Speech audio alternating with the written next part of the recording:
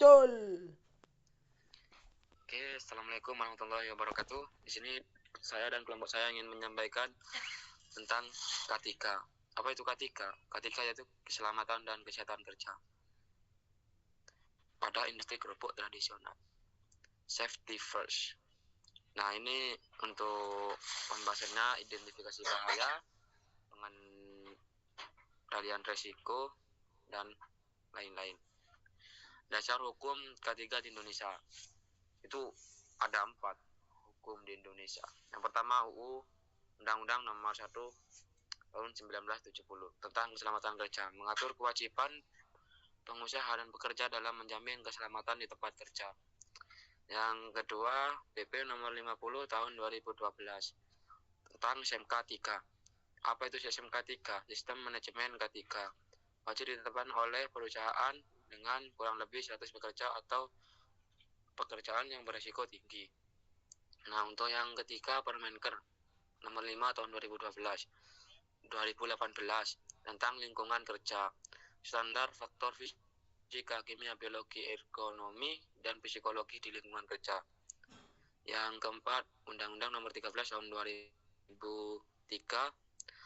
hak pekerja untuk tentang ketenaga kerjaan, hak pekerja atas perlindungan K3 termasuk jam kerja, istirahat, dan jaminan sosial. Industri kerupuk tradisional wajib mematuhi regulasi K3 meskipun berskala kecil, karena risiko kebakaran atau luka bakar dan gangguan pernapasan termasuk kategori tinggi. Next. Yang kedua yaitu identifikasi bahaya di tempat kerja. Bahaya api dan kayu bakar bisa menyebabkan kebakaran, luka bakar. Minyak panas dan percikan menyebabkan luka bakar dan terpleset. Asap debu dan produksi bisa menyebabkan ispa atau gangguan paru-paru. Panas matahari, jemur, outdoor bisa menyebabkan heat stroke, dehidrasi. Postur kerja lantai bisa menyebabkan MSDS atau nyeri punggung. Matriks risiko K3. Ini matriksnya. Jenis bahaya yaitu yang utama kebakaran atau ledakan minyak. Probabilitasnya sedang, dampaknya parah, resiko tinggi. Luka bakar minyak panas, probabilitasnya tinggi, dampaknya sedang, resikonya tinggi. Gangguan pernapasan, probabilitasnya tinggi, dampaknya sedang, resikonya tinggi. Terpleset lantai berminyak, probabilitasnya sedang, dampaknya sedang, resikonya sedang. Heat stroke, jemuran, probabilitasnya sedang, dampaknya sedang, level resikonya juga sedang. Yang terakhir yaitu nyeri MSDS, postur kerja, probabilitasnya tinggi, dampaknya rendah, level resikonya sedang. Next.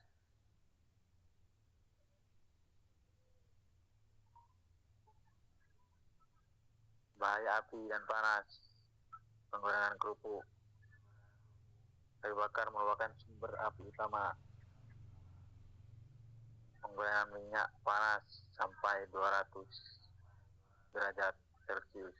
Potensi bahaya kebakaran minyak goreng tumpul kayu bakar dapat memicu api besar. Suhu minyak bisa mencapai 200 sampai 230 derajat Celcius. Percikan minyak panas yang mengenai kulit menyebabkan luka bakar tingkat 2 sampai 3 dalam hitungan detik. Asap kayu bakar mengandung CO, karbohidrat formaldehyda dan partikel halus PM2,5 berbahaya bagi saluran pernapasan.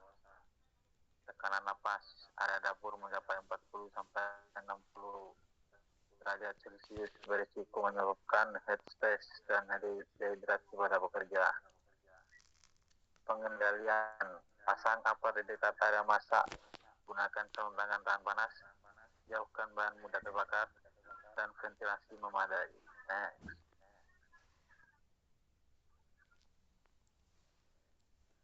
APD atau alat pelindung diri yang wajib digunakan, yaitu yang pertama masker atau respirator STD SNI atau N95, yaitu melindungi dari asap kayu bakar atau debu tepung dan partikel halus PM2,5 selama proses produksi. Yang kedua yaitu sarung tangan panas STD tahan 250 Celcius untuk melindungi tangan dari percikan minyak panas atau wajan besi panas dan permukaan besi tungku karena beresiko tinggi. Yang ketiga yaitu sepatu safety STD atau anti slip, yaitu mencegah terpleset di lantai berminyak dan melindungi kaki dari tumpahan minyak panas karena pasti ada percikan-percikan minyak yang jatuh. Yang keempat yaitu kacamata pelindung STD ANSI Z87.1, yaitu melindungi mata dari percikan minyak panas dan partikel debu selama proses penggorengan. Yang keempat yaitu apron atau celemek pelindung badan STD tahan panas, yaitu melindungi tubuh dari percikan minyak panas. Pilih bahan katun tebal, hindari bahan sintesis, yaitu untuk bajunya itu lebih tebal. Yang terakhir penutup kepala atau helmet untuk mencegah rambut masuk ke produk dan melindungi kepala dari risiko terbentur atau dari peralatan dapur. Next.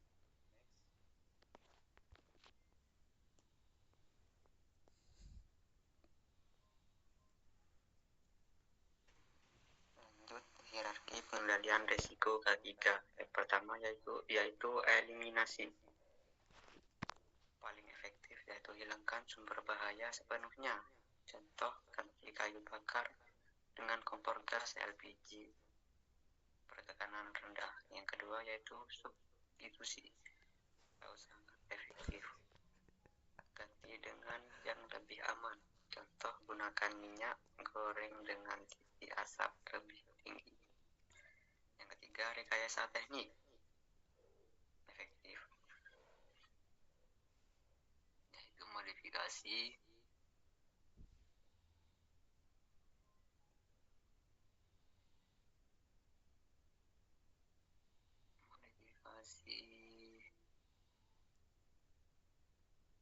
peralatan atau lingkungan. Contoh, pasang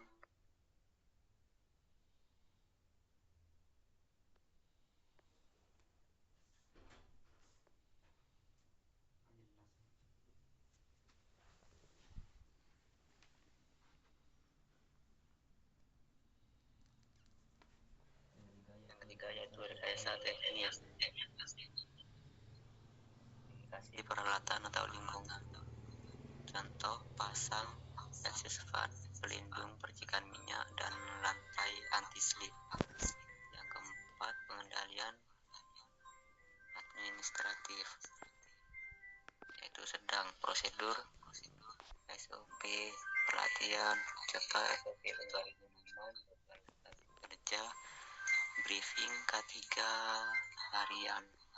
Yang kelima, APD atau alat pelindung diri. Ini paling Terakhir, jika kontrol lain tidak cukup, masker, sarung tangan, apron, sepatu safety. Next.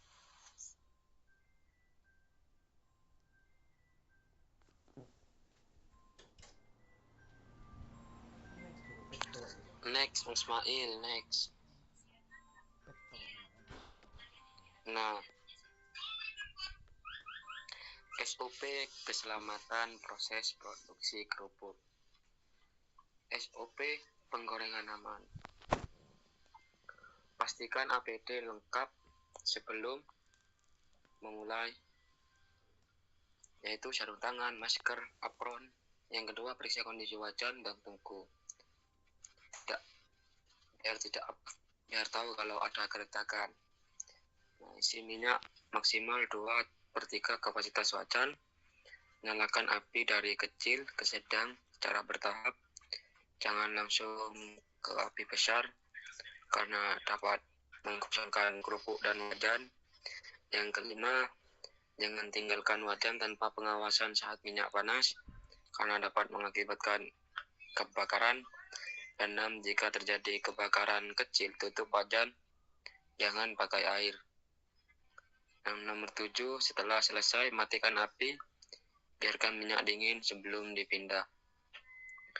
Nah, yang kedua yaitu SOP penanganan kayu bakar. Simpan kayu bakar minimal 2 meter dari area produksi. Karena apa? Karena kayu bakar tersebut mudah terbakar. Nah, apabila api itu terkena kepada penyimpanan kayu bakar tersebut, akan mengakibatkan kebakaran yang sangat besar dan dapat merugikan pabrik tersebut. Dan nomor 2, jangan gunakan kayu basah karena mengakibatkan asap berlebih dan tidak baik juga untuk kesehatan ketika menghasilkan asap berlebih dan tidak sehat juga untuk lingkungan.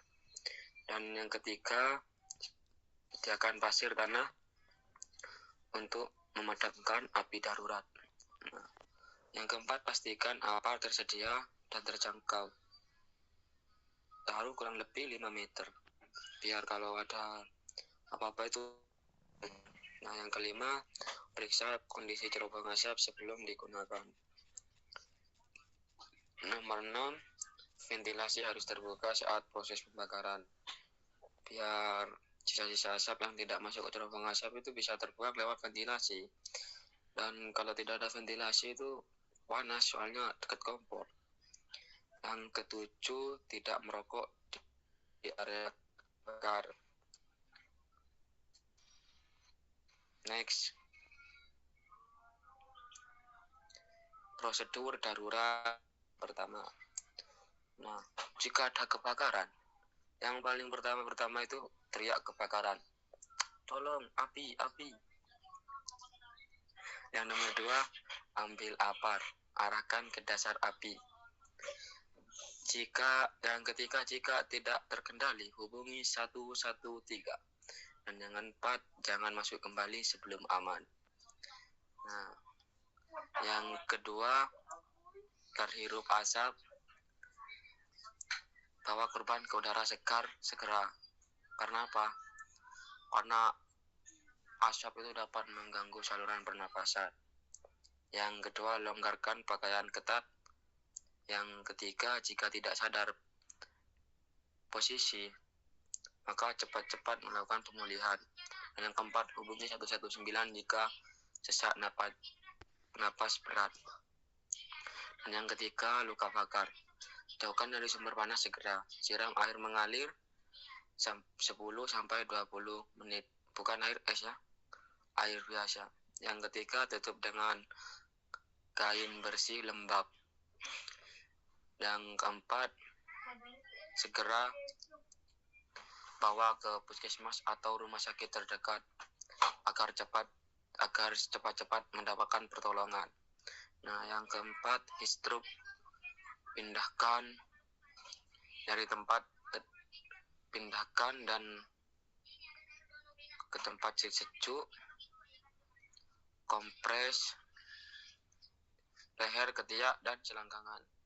Yang ketiga, beri minum cairan elektrolit jika sadar, dan 119 segera. Nah, untuk nomor-nomor yang tadi disebutkan itu, nah ini, nah 113 itu untuk 118 untuk ambulans, 110 untuk polisi, dan 112 untuk darurat terpadu. Next.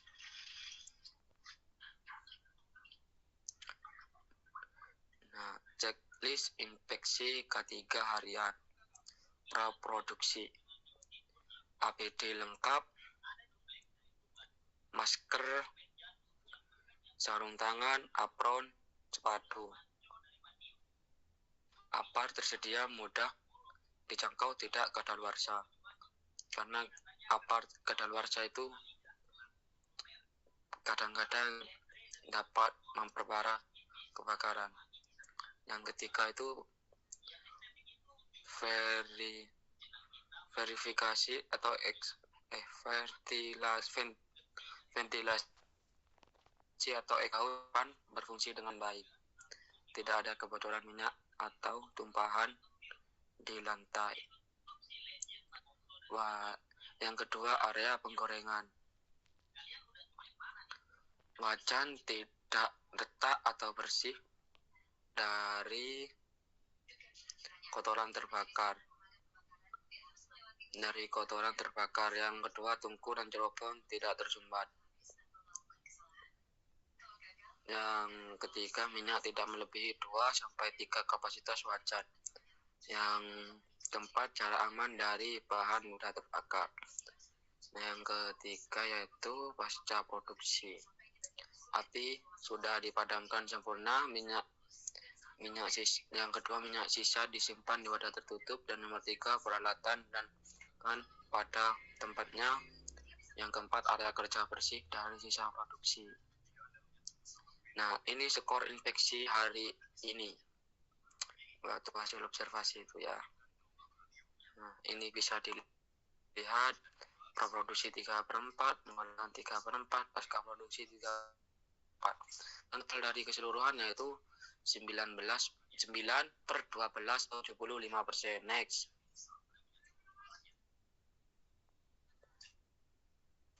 Nah, dengan concern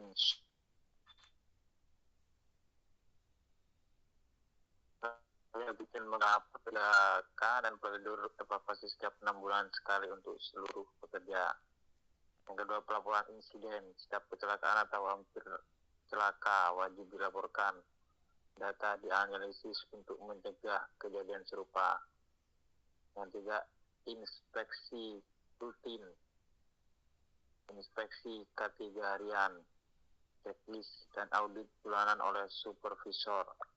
Temuan didokumentasi dan ditindaklanjuti. Terakhir, jaminan kesehatan. Seluruh pekerja didaftarkan BPJS Ketenagakerjaan. Ketiga, tersedia di tempat yang mudah dijangkau. Keselamatan bukan biaya, ini investasi. Pekerja sehat, produksi meningkat, dan bisnis berkembang. Yeay. Monggo ditutup, Mas Alvin. Kasih bantu, Mas Alvin. Oke, sekian dari presentasi kelompok kami.